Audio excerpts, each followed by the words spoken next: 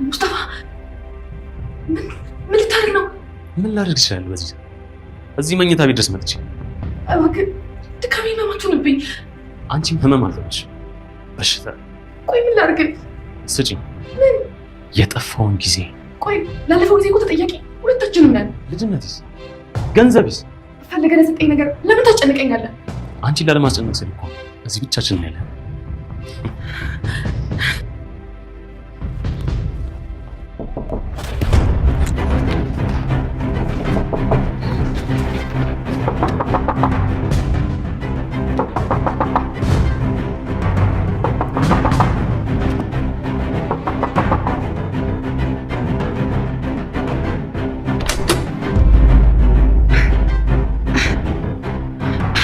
ለምን መጣ ማለት ወዴት ነህ?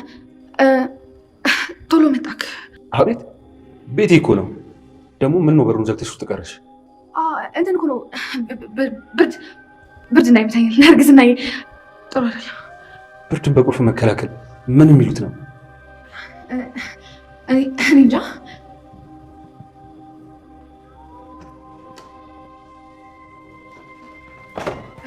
አሜን። አቤት ልጃችን ሊያገኝ ይፈልጋል። ጄሪ ገና እኮ ነው እርግዝናሽ። እንደዚህ ማለት ይችላል።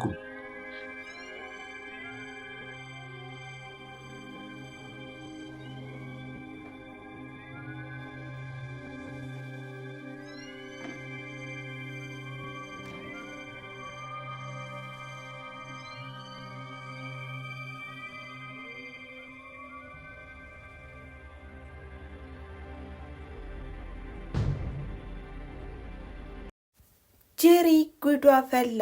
ይህም እንግዲህ የድሮ ፍቅረኛዋ መጥቶባታል። ከዚህ በፊትም ሲስተያዩ ሁለቱም ተደነጋግጠውም ነበረ።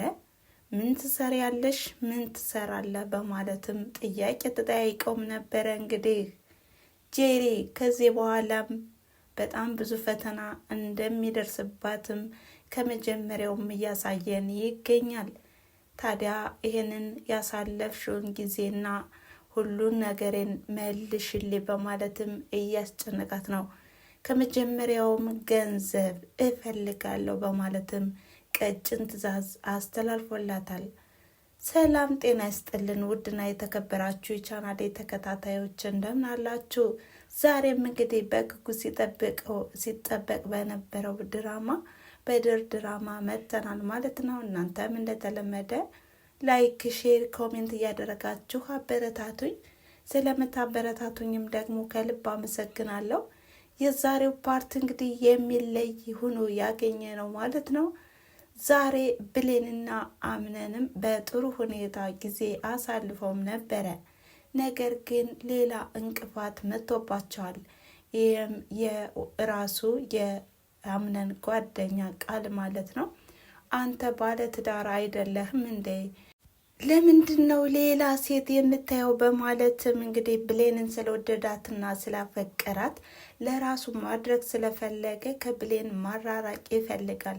ይሄንም ለምንድን ነው በማለትም ጠይቆታል። በሌላኛው ብሌንንም ጠይቋታል። ሌላ ዓለም ላሳይሽ እንግዲህ አምነን እኮ ባለትዳርና እንዲሁም የልጅ አባት ሊሆን ነው። ለምንድን ነው ከባለትዳር ወንድ ጋር እንደዚህ የማይሽና እንዲሁም ደግሞ በተደጋጋሚ አይሻለው እያለም እያስጨንቃትም ነበረ። እንዲሁም አሁን ላይ ብሌንም ቢሆን ስለ ማንነቱ ስለ ሁኔታውም ወይዘሮ ዛራን ጠይቃታለች። እንዲሁም ወይዘሮ ዛራን ቢሆን የአምነን ብቸኛው ጓደኛው ነው፣ ሁሉ ነገሩ ነው በማለት መልሳላታለች። በሌላ በኩል የወይዘሮ ሜርሲ ባለቤት ጉዳይ የወይዘሮ ሰማን እህትም ያለበትን ሁኔታ አውቃለች። ይህም እንግዲህ ምንጩ ቃል ነው ማለት ነው። ቃልም ያለበትን ሁኔታ አውቃለሁ፣ ተነጋግረን የደረሰበት መድረስ አለብን በማለትም እንግዲህ ብዙ ነገሮችን እያወሩና እየመከሩ ነበረ። በሌላ በኩል አሁን ላይም እንግዲህ የምስጦፋ ሁኔታ በጣም የሚያስፈራና እንዲሁም ለጄሪ በጣም እንቅፋት ሆኖባታል። ታዲያ ከመኝታ ክፍልም ገብቶ አልወጣም ባለ ሰዓትም አምነን በቅጽበት በደረሰ ሰዓትም ወዲያውኑ ወደ መታጠቢያ ክፍል ነበር ያስገባችው።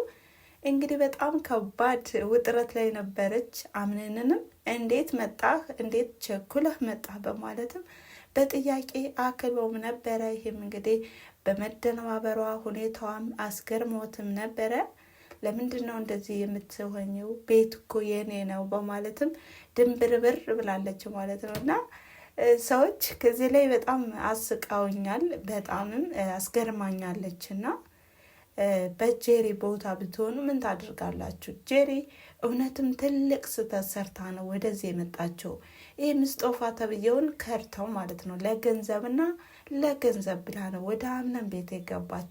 ታዲያ ይሄ ምስጦፋም አሁን ላይ ልጅነቴን፣ ገንዘቤን መልሽልኝ፣ እንደዛ ካልሆነ ሁሉንም የታሪክሽን ሁሉ ከጅምሩ እስከ መጨረሻው እስካለሽበት ሁኔታ ለአምነን ተናግሬ ጉድሽ ነው ማፈለው፣ ካለዛ ገንዘብ ማምጣት አለብሽ በማለትም እንደውም እንግዲህ በጣም ትልቅ ገንዘብ ነው፣ 500 ሺህ ብር ነው የጠየቃት ማለት ነው። ይህን ገንዘብም እንዴትና በምን ሁኔታ ማምጣት እንዳለባትም ግራ ገብቷት ወዲያውኑ ለቃል ነበር ያማከረችው። ቃልም ቢሆን ምንድን ነው የጨነቀሽ የቸገረሽ በማለትም ያማከራትም ነበር። ይህም እንግዲህ አምነንን ገንዘብ ጠይቀው ምንም ሳያምታታ ይሰጠኝ ይሆን በማለት ነበር የጠየቀችው። ታዲያም ብሌንን ስለሚወዳትና ስለሚያፈቅራትም ቃልም ቢሆን ይህን አጋጣሚውን ተጠቅሜ በቃ ሁሉን ነገር ማመቻቸት አለብኝ በማለትም ከራሱ ጋር መክሯል። ይህም ብሌንን የራሱ ለማድረግ መንገድ እያመቻቸ ነው ማለት ነው።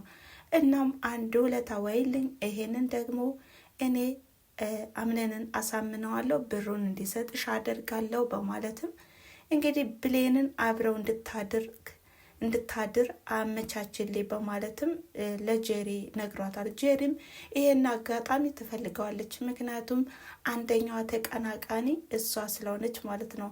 አምነንን በጣም በጥሩ በስስት አይንም ስለምታየው ከዚህ በፊትም ለምንድን ነው ከባለቤት አይንሽን የማታንሽ በማለትም እንግዲህ ሰጣ ገባ ገብታም ነበረ።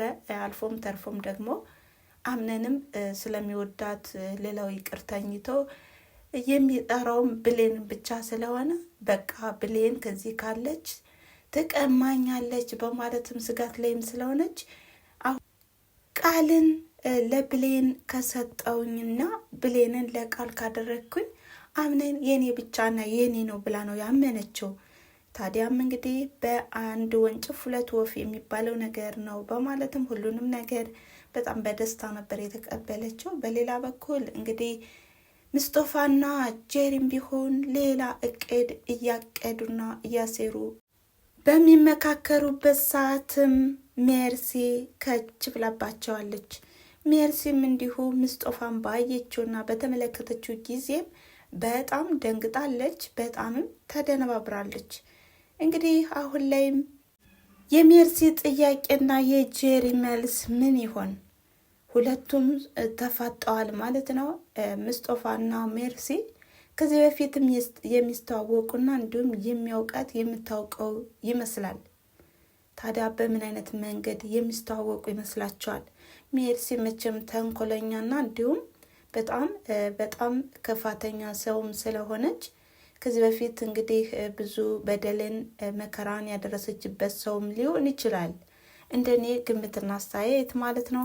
ከዚህ በኋላስ በምን አይነት መንገድ ይመጡ ይሆን የሚለውን በቀጣይ ቪዲዮ የምናይና የምንመለከት ይሆናል ማለት ነው። ለዛሬ የነበረን ቪዲዮ ይሄን ይመስል ነበረ። ስለተከታተላችሁኝና አብራችሁ ስለቆያችሁ ከልብ አመሰግናለሁ በማለት እንግዲህ ብሌንና አምነንም በጥሩ ሁኔታ እንዲመጡም ትልቅ ምኞቴ ነው እያልኩኝ መልካም ጊዜ